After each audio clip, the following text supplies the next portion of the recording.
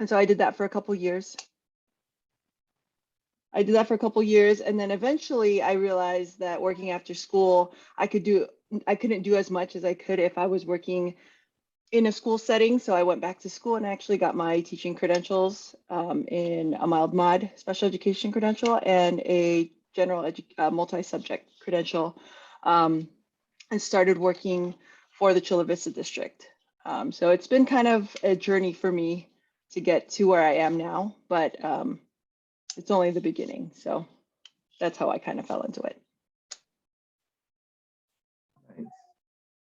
All right. For me in particular, I have a unique story in a sense that middle school, I was born and raised in Los Angeles, and it was really difficult for me to be a first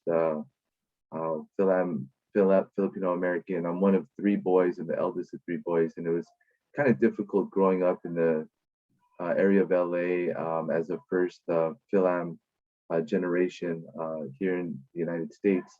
So I had a little bit of a troubled youth, but then in middle school, I had the opportunity to go to the Philippines. And when I went to the Philippines, I learned the language, I learned about the culture, the values, the morals.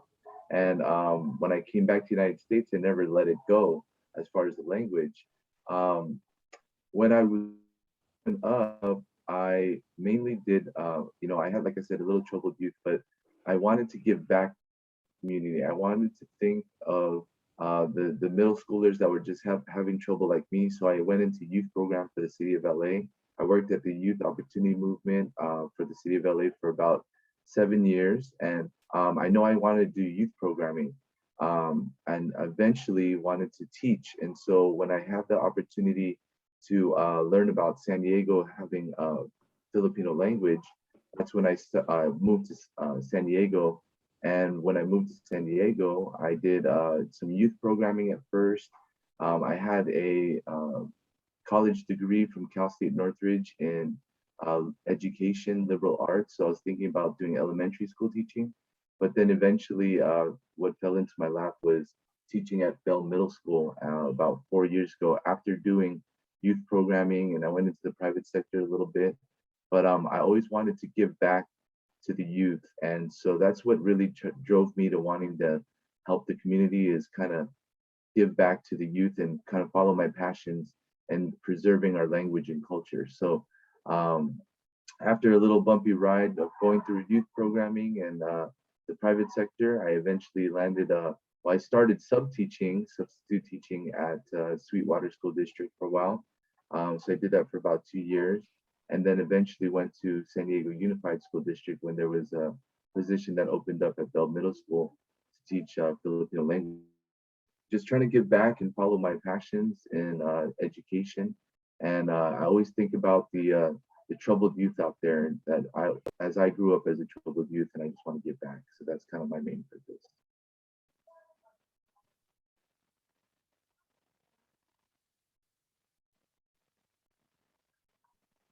Nick, you're on mute. Okay. I'm sorry about that. So for my second question I have is, what do you like best about your job? And what is the most satisfying part about your job? What aspects are most appealing to you? I love my job. I love seeing students every day. The best part of my job is interacting with students in the classroom and outside of the classroom. I really love school activities. I think I'm in my element at assemblies and performances and just being the spirited person. So that I really love that part. I also love going into classrooms and seeing students really engage in learning. That gives me the most satisfaction, is seeing the difference that educators and all of us can make as a community.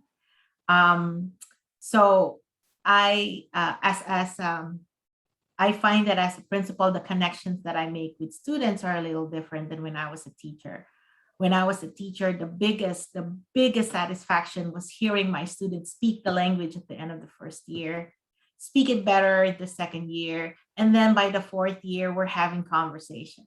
We're writing, we're reading, we're analyzing, we're examining, we're doing things that make the language useful for them. So the satisfaction of seeing kids learn really satisfied me, really satisfied me as a teacher, as an assistant principal and as a principal, seeing the difference that school makes for each and every one of our students drives me. So, and seeing that students are happy at school is one of the driving forces that keeps me going as the person responsible for a school site. So going off what Ms. Peralta was just saying, I think it is satisfying to see the kids when they actually are engaged and when they're happy and they're excited and they're learning that whole aspect. Teaching in a special education class, a lot of the things I have to do, I have to model things a lot and repeat things a lot, but it's that moment where the students finally go, aha, I get it. It's very satisfying, and it's like the best thing to see their faces and their enjoyment, and actually being able to see them continue to work on it and progress in what they're working on. It's a great feeling. And as a teacher, I think that's one of the best things that you could give to your students, is that ability to just finally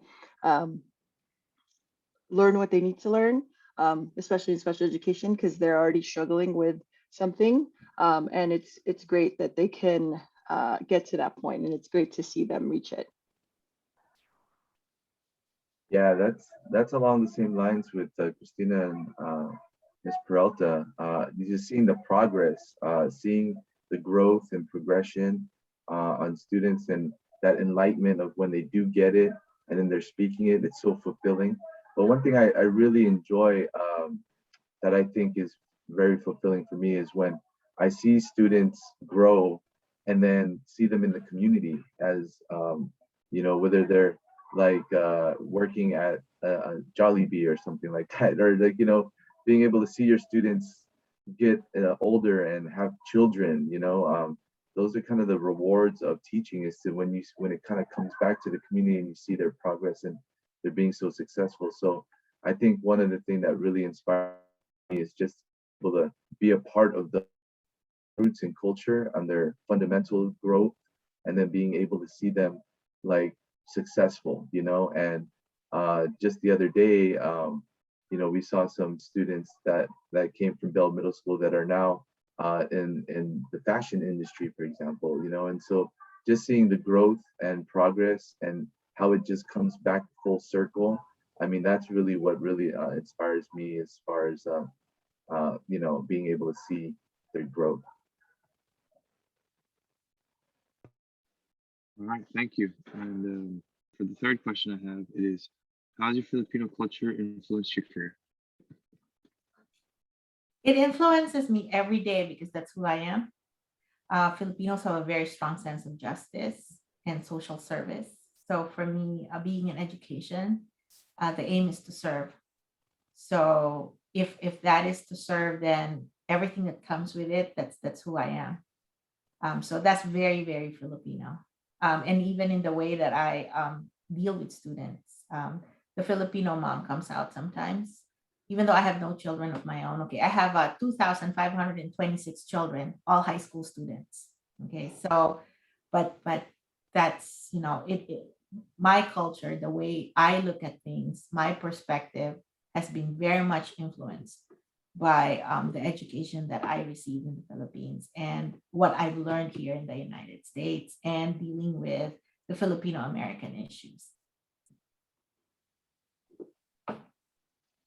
I agree with you, Ms. Peralta, because education, especially with my mom growing up, she always said that she always instilled that that Filipino aspect of it, where education is something that you can never be taken away from you. Once you earn it, once you learn it, like that's yours, and it's yours to cherish and keep. And so for me, she always said that you got to get a good education. It's good for you overall in the long run. And she said you need to work hard and strive for what you want to do.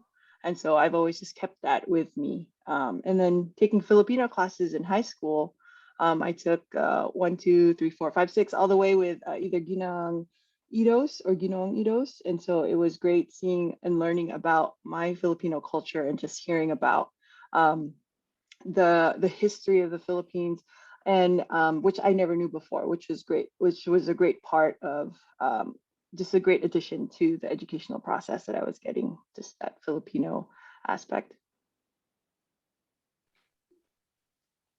Right, along the same lines, you know, Filipino has influenced, Filipino culture has influenced my practice because it's our identity and it is who we are. And a lot of it that I'm bringing to the table is the morals and values, the traditions of Filipino, the cultural aspects, just being able to do the mano po, giving different insight on and perspective on how our Filipino culture is and how we can be, culturally diverse in our current society.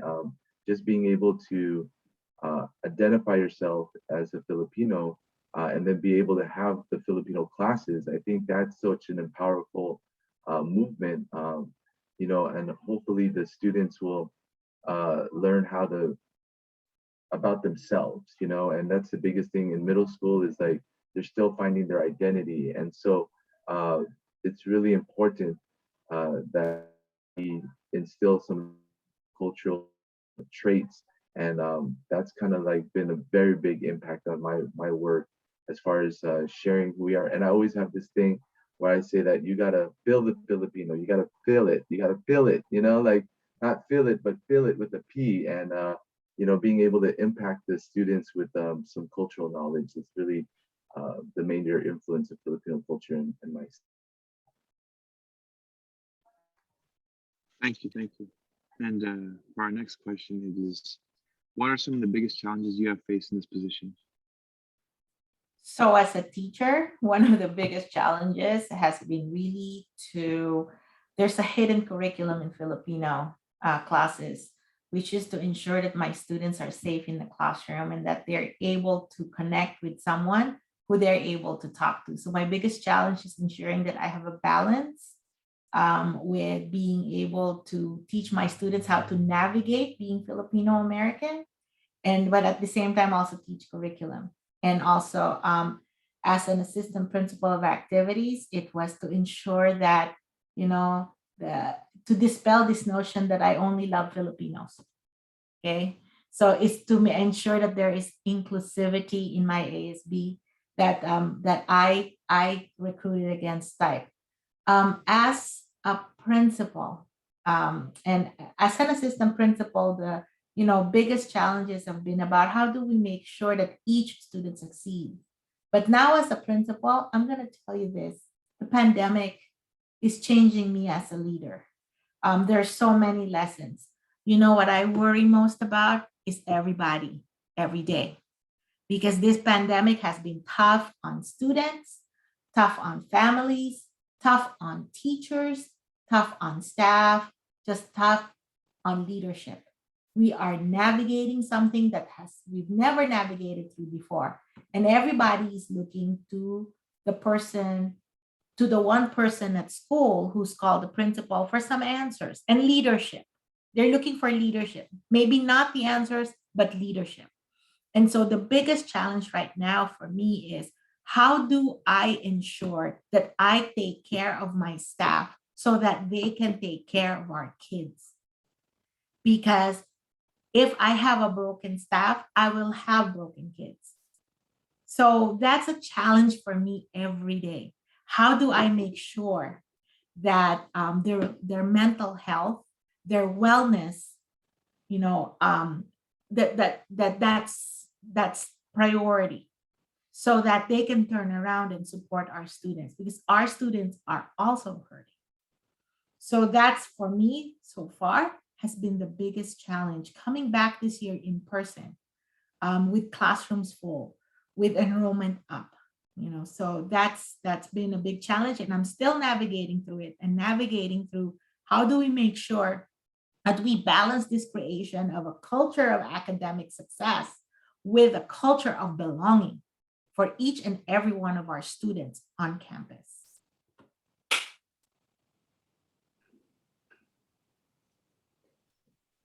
So I keep piggybacking off of everything Ms. Peralta says, but everything is true because for me, one of the challenges I'm facing in class is that, especially coming back from school closures last year, is the kids need to feel safe in the classroom. And until they feel safe, until they feel welcomed, I feel like they can't learn. And so I'm trying to create a culture in my classroom that allows them to feel like they can speak their mind, that they are there to are able to make mistakes and be who they are without judgment, so that the learning can happen. And for me, one of the biggest challenges is just getting to a point where they're regulated enough to be able to teach them how to be able to just talk about their feelings, what happened in the past year. And for me, once we get to that point, it's like, okay, well, now we can get to the learning part, the part where is not necessarily almost the most important part, but it's a part of it. But as long as you know that you're here and you're welcome and you're safe and it's a safe space for you, I feel like once I beat that challenge, it's the best thing that I could do for them. Yeah, I'm kind of along the same lines as far as one of my challenges is really strategizing on how to touch each and every student. I'm one person to 36 students. It's really difficult sometimes to get everybody on the same page, but that's where the challenge is just to do work with each student one by one if you can. So as long as I know I'm making a change in one student, then I know that I'm trying to do my job as far as make change for the masses. But I think the biggest challenge right now is dealing with all these different personalities, and then everybody's going through their different mental health issues. And with middle school, it's maturity and learning about how to still work in school and how to learn. And so one of the biggest challenges is trying to provide a safe space for everybody to be open, and then being able to have each student learn and progress. Some students tend to work harder than others, and you have to learn how to differentiate your teaching and instruction so that you can have different multiple modes of opportunity and different ways of learning. So the challenge is to make sure that you try to engage everyone equally, but unfortunate that we're only one person to so many students. So it's kind of hard to reach the masses. But before, as long as you keep working on one individual and see progress one by one, then hopefully it'll catch on to everybody else. So one of the biggest challenges is working with so many different personalities through especially nowadays, our pandemic with all the mental health issues. But yeah, that's one of the challenges for me. I really enjoyed those answers. I was nodding my head while I was eating. Found it really interesting. But thank you for that from all of you. And I have another question as well. What was the most important thing you got out of high school that helped you now? So I went to two schools that taught me about social conscience. I went to a Catholic school that says we need to give back. I went to the University of the Philippines that says you need to give back. Okay. So by the time I got here, I was primed. Okay. I was primed. Teaching is not just being in the classroom. Teaching is giving back to your community. So I ensured that while I was teaching, I was also out in the community getting involved, because it is important for students. It is important for parents. It is important for the community to come together and work. As a teacher and educator, I find that my role is not just to teach students, but to also enlighten the community and parents. Okay, so all this tension about my mom is pressuring me, my dad is pressuring me, I'm really lost, and so on and so forth. I've had many individual conversations with parents about expectations. There are education groups out there that keep on advocating for our students and community. So the biggest high school lesson I learned is to get involved, that you are not an island, that you just cannot say, this is it, I'm a teacher. Okay, I work my 7:30 to 2:30 and then I'm done. Okay. And I don't need anybody. Okay. That is not the case. And that was what high school taught me. There's a bigger world out there, and we need to get involved for the sake of, for the betterment of the world. That was a great answer. And I agree with you on that. And one of the things that I took away, one of the most important things that I took away from high school, I may have not realized it coming right out of high school, but that everybody has their own path and their own timeline. I was kind of comparing myself to friends who were doing this or that, and I was like, well, I'm not doing that. Am I supposed to be doing that? And things click differently for everybody. And it's not that there's something wrong with you or that you're alone, because I feel like a lot of people in high school who are graduating, they feel like, well, what do I do now?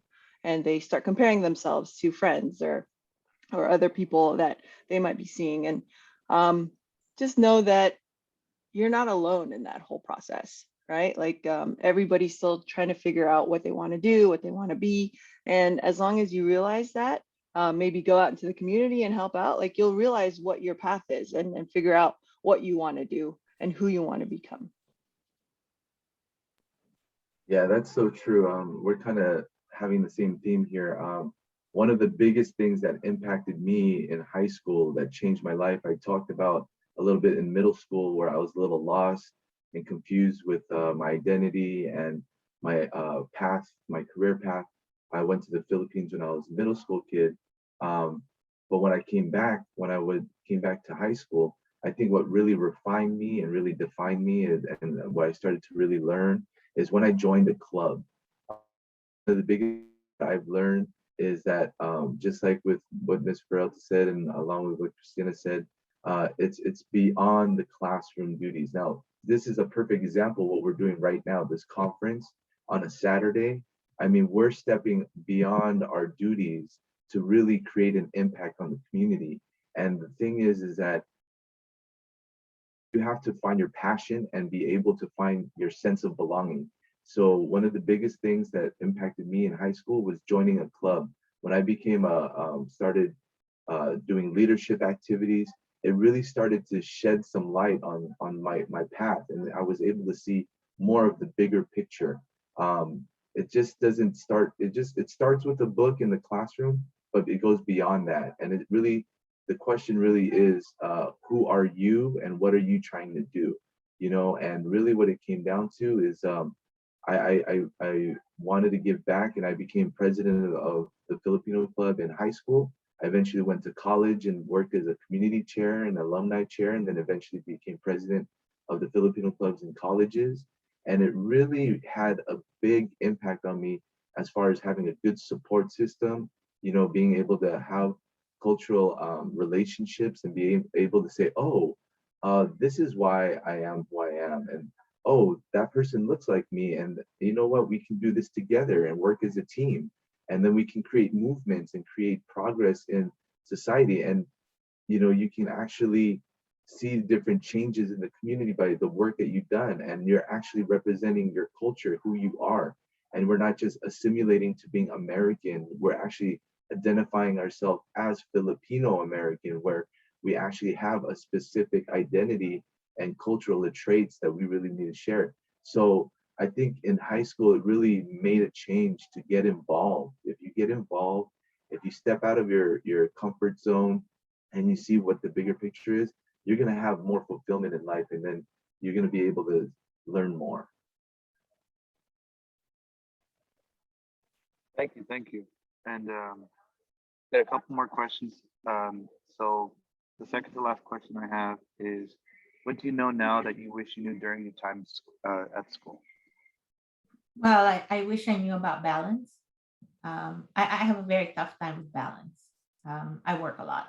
That's not a secret. But had I known what I know before, it's not too late to learn about balance and to make sure that you're self-aware and practice wellness. And while it's not too late, I wish that I had taken those lessons seriously when I was in school. That that I need to take time for myself, that I need to have a sense of balance, because at the end of the day, what people see is what they imitate, right? And if we are going to encourage students to be educators, then we need to be the epitome of balance. Okay, so I'm working on that.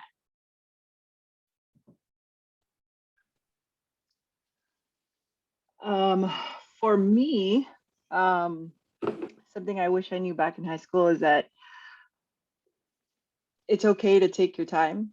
I thought right after high school, I had to go straight to school, graduate in 4 years, find a career, work in my career, and then do that for the rest of my life.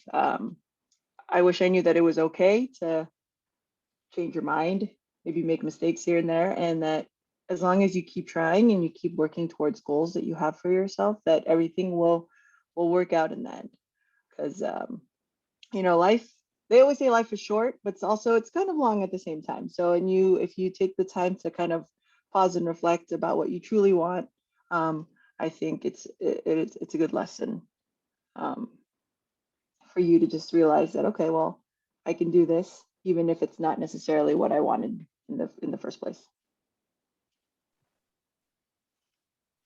Yeah, again, similar lines, balance and being able to be flexible with your growth and your progress and your pace.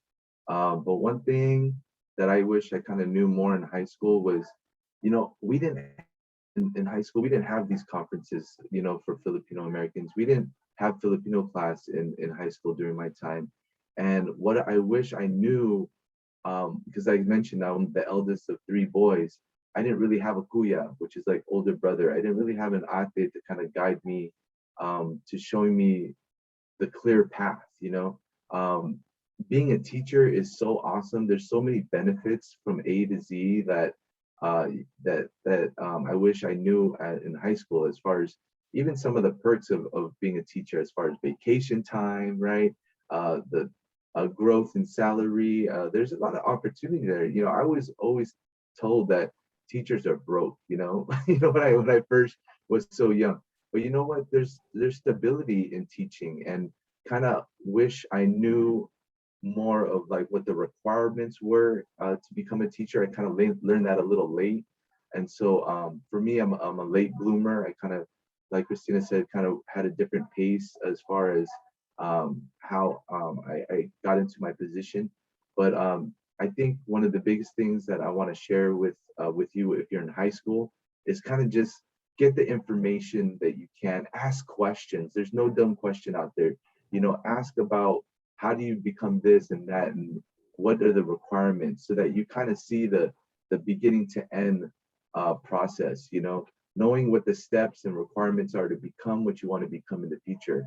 And as long as you stay on path with that, blessings will come. And so I kind of wish I started a little earlier, but at the same time, I know that there's everybody kind of develops differently, and so I know that I kind of developed a little late. But I'm not a man of regrets, but I think one thing that I would like to have done is inquire more about the process, on like the requirements, and kind of taking it a little bit more seriously. But besides that, I'm happy where we're at. At least you're here, right? That's all that matters. We got here somehow. Yes. Not we, you guys. This is we, like I'm a teacher as well. And anyway, So you're doing it last too, question. man. The last question is, what advice do you have for students who want to pursue a career in teaching? So I would say teaching is calling. Teaching is a calling. That's all I'm going to say.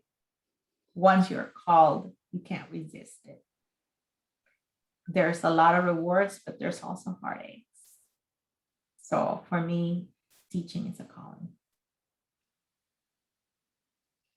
And I agree with you 100%, Ms. Peralta, because teaching is not for everybody. And I think that some people get into the profession not realizing that, and they leave it thinking, wow, that was not exactly what I was expecting. But if I did have advice to give you, I would say talk to teachers in the field, talk to educators, talk to administrators, maybe shadow them, like Mr. Lapid said, there's no silly questions, dumb questions, just ask. Like I feel like sometimes, I don't know, I haven't worked with high school students in a while, but I feel like sometimes high school students think that adults don't know what we're doing or what we're talking about. And so they assume that we don't know, and so they don't ask. But as you get older, you do learn a lot of things. And so there is a breadth of knowledge out there. And as long as you know if you have people you can turn to, there's always questions that can have answers. And so that would be my advice. Just ask questions and figure out if this is a career that you want to get into. Right. With what Ms. Amaba said and Ms. Peralta, calling is there. Networking, asking questions is big. But one thing that I would like to advise high school students, especially going into this field, is to stay passionate, to always have the passion and the drive.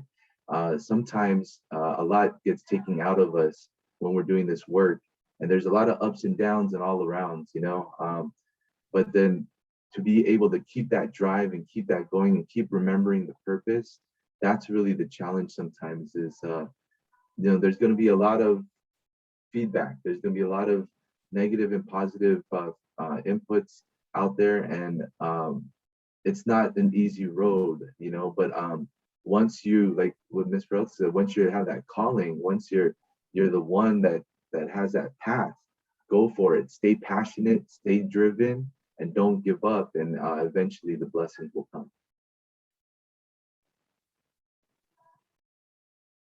All right, well, that's all for my questions. I would just like to thank you guys for taking the time from your busy schedule to talk to high school students. Attendees, thank you for coming to this session. Please refer to the program at tinyurl.magkaisa 2021 for the link for the next session. I can probably send it in the chat right now. Let's see if I can get that. 1 second. As you're doing that, Nick, I want to give a big round of applause to Nick Benny here for putting this on. I want to thank you so much for just facilitating.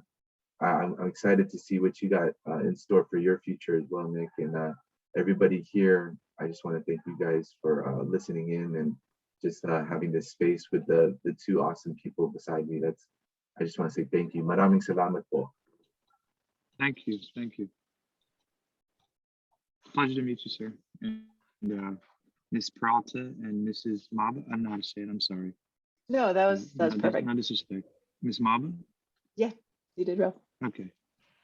Thank Well, you. thank you. And if you see that there's something on the chat, Miss Cruz teaches at Otay Ranch High School, and she was already a teacher in the Philippines, and she came here and she really loves teaching the language. And I cannot agree with her more in seeing that we do need lots of teachers who are Filipino, who teach both language and other things.